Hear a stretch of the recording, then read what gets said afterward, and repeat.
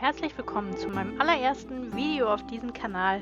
Ich zeige euch heute, wie ich ein knapp 380 Liter Terrarium zusammengebaut und eingerichtet habe.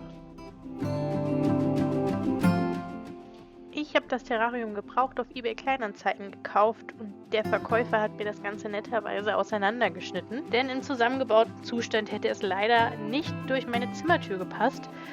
Wenn ihr euch die Arbeit sparen wollt, wie zum Beispiel das Abkratzen von dem Silikon, Auftragen von Silikonentferner und dann am Ende natürlich auch wieder das Zusammensetzen und das Ziehen von neuen Silikonnähten, die ihr nicht das Risiko eingehen wollt, dass euch eine Scheibe beim Zusammenbauen reißt, so wie bei mir, dann kauft euch am besten ein bereits zusammengefügtes. Ich habe mir dann auch eine Unterkonstruktion mit 4 Rollen gebaut, damit das Ganze noch beweglich ist und habe dann angefangen, das Terrarium wieder zusammenzufügen. Seid da nicht stur so wie ich, sondern holt euch lieber Hilfe, dann ist das Ganze deutlich einfacher zu machen. Im nächsten Schritt habe ich dann meine Deckenplatten mit Epodex versiegelt, um eben gegen die hohe Luftfeuchtigkeit geschützt zu sein, die ja wirklich absolut gewünscht ist. Für die Konstruktion von so einem Deckel habe ich mich entschieden, weil ich gerne ein paar Kabel verstecken wollte und die Möglichkeit einer Beregnungsanlage offen halten wollte. Denn ich habe gemerkt, gerade jetzt in den Anfangstagen, durch die wirklich starke Lampe, die installiert ist, geht die Luftfeuchtigkeit, sobald die Lampe an ist, sehr stark nach unten. Und das gefällt mir noch nicht so wirklich gut. Aktuell sprühe ich wirklich täglich per Hand, um die Luftfeuchtigkeit nach oben zu holen. Da wäre eine Beregnungsanlage wirklich deutlich bequemer und würde den Pflanzen auch eher gerecht werden. Deswegen spiele ich auf jeden Fall mit dem Gedanken, diese noch nachträglich zu installieren. Falls ihr im Hintergrund ein wiederkehrendes Knacken hört, dann ist das unser Hund, der leider nicht davon abzubringen ist, auf seinem Spielzeug zu nagen. Hier seht ihr aber auf jeden Fall, wie ich die Ventilatoren installiert habe, damit die Luftzirkulation im Terrarium gewährleistet. Die beiden Ventilatoren sind mit einer Smart-Steckleiste verbunden, die per Handy gesteuert werden kann. Die verlinke ich euch auch gerne einmal in der Videobeschreibung, denn ich finde die wirklich super gut und per App einfach zu bedienen.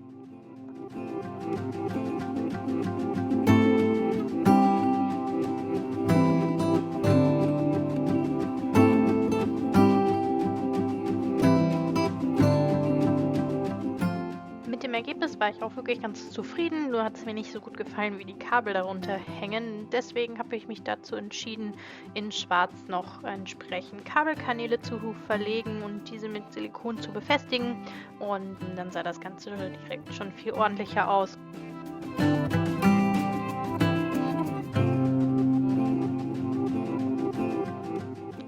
Nachdem dann alle Kabel versteckt waren, habe ich mit dem Part begonnen, der mir wirklich am meisten Spaß gemacht hat. Aus Styrodur habe ich mir Rückwände gebaut und hier schon mal die entsprechende Optik angezeichnet, so wie ich mir gut vorstellen könnte, wie das später aussehen soll. Das Coole an Styrodur ist auf jeden Fall, dass man schon Struktur in die Rückwände schnitzen kann. Deswegen finde ich es ein bisschen besser geeignet als Styropor und Styrodur hat auch schon eine gewisse Härte, denn ich habe die Platten erstmal wirklich nur hingestellt und da später die Töpfe mit kleinen Spießen daran festgemacht werden sollen, war ich mir unsicher, ob Styropor wirklich so geeignet ist. Warum ich hier an dem Cuttermesser noch das Schild dran gelassen habe, ich habe keine Ahnung. Ich habe dann begonnen, die beiden Rückwände auf das richtige Maß zuzuschneiden und entsprechend auch die Form nachzuziehen. Mit Hilfe von Schnitzen konnte ich dann das Styrodur so bearbeiten, dass es steinähnlich aussieht. Da ich wusste, dass der Fliesenkleber auch gräulich ist, hatte ich mir vorgenommen, dass die beiden Rückwände wirklich steinähnlich aussehen sollen und ich war mit dem Ergebnis am Ende auch zufrieden.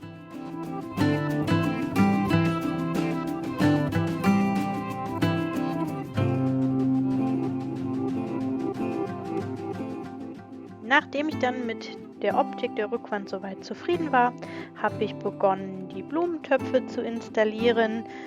Ich habe mich für ein Topf-in-Topf-System entschieden, weil ich immer noch die Möglichkeit haben möchte, meine Pflanzen auch mal rauszunehmen und zu schauen, ob die Wurzeln in Ordnung sind.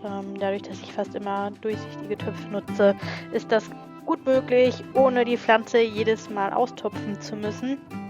Ich habe mit Hilfe von so kleinen Styrodur-Stücken mir kleine Vorsprünge gebaut, die mit Zahnstochern dann in der Rückwand befestigt und auch Holz eingebracht, was ich echt sehr cool finde. Das bringt nochmal eine natürlichere Optik.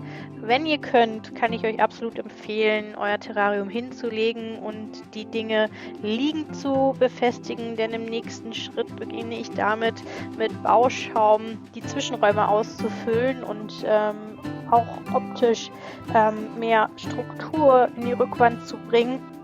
Und das ist im Liegen einfach deutlich einfacher. Ich hatte in der Zwischenzeit auch noch Styroporstücke genutzt und die mit Silikon an den Töpfen befestigt, damit der Bauschaum besser halten kann. Das kann ich auch auf jeden Fall empfehlen. Das seht ihr hier so ein bisschen auf jeden Fall.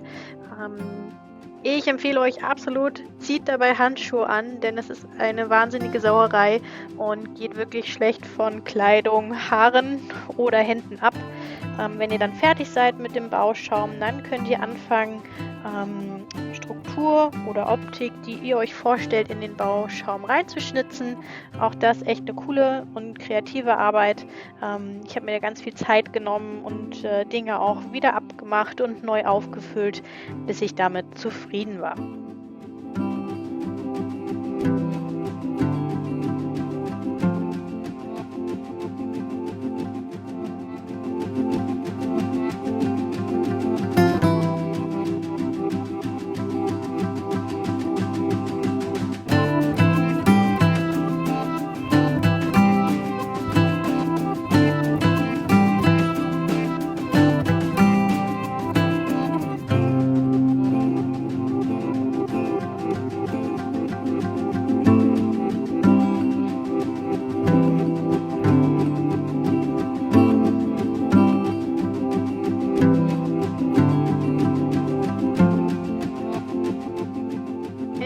Schritt habe ich dann den Fliesenkleber angemischt. Da ganz wichtig, achte darauf, dass es ein Flex-Fliesenkleber ist, damit beim Trocknen keine Risse entstehen. Ich habe dann an den Rändern angefangen, mit einem Pinsel den Fliesenkleber aufzutragen und habe dann in mehreren Schritten die komplette Rückwand verkleidet. Ich habe da wirklich einen ganz simplen Pinsel benutzt. Ihr könnt bestimmt auch eine Spachtel nehmen, aber mit dem Pinsel bin ich in jeden kleinen Zwischenraum gekommen. Auch dafür habe ich mir viel Zeit genommen, habe geschaut, dass alles gut abtrocknet und keine Risse entstehen. Falls sich doch mal Risse gebildet haben, was bei mir wirklich sehr selten der Fall war, kann man das entsprechend einfach nochmal nachbearbeiten. Wenn man jetzt mit Rückwänden arbeiten würde, wo auch ein Wasserfall integriert ist oder wirklich viel Wasser aktiv im Terrarium steht, würde ich absolut empfehlen, das Ganze mit Epodex-Harz zu versiegeln.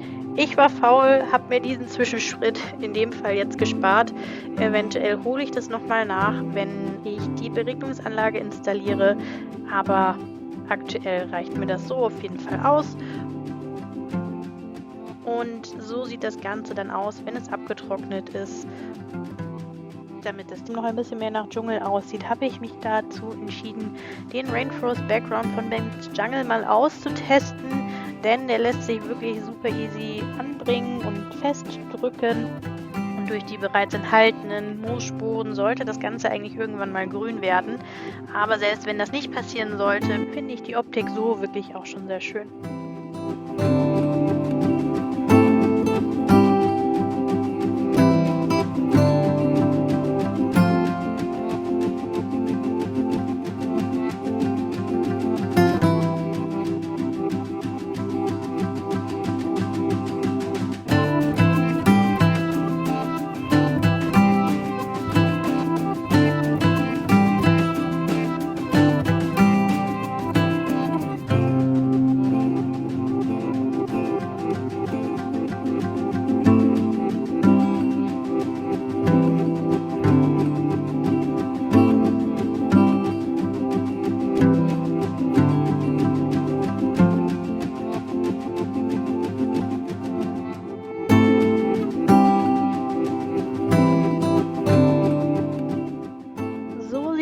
Ganze dann aus, wenn alles fertig aufgebracht ist.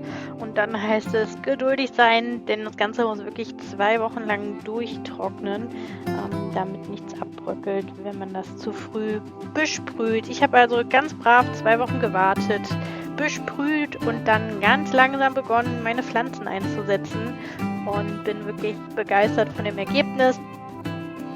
Nach gut einer Woche habe ich mich dann dazu entschieden, noch Lavasteine und schwarzes Lecker als Bodengrund hinzuzufügen.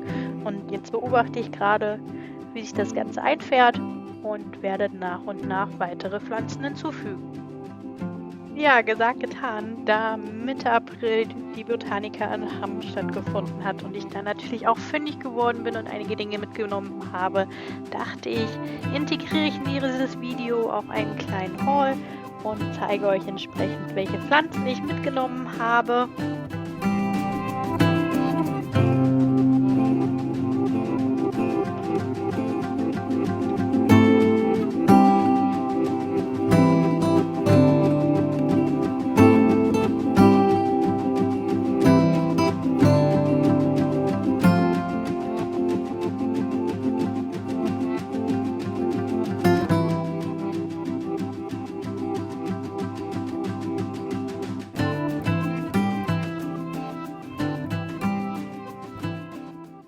Das war dann auch mein allererstes Video und ich freue mich auf Feedback von euch und hoffe, euch bald wieder auf meinem Kanal zu sehen.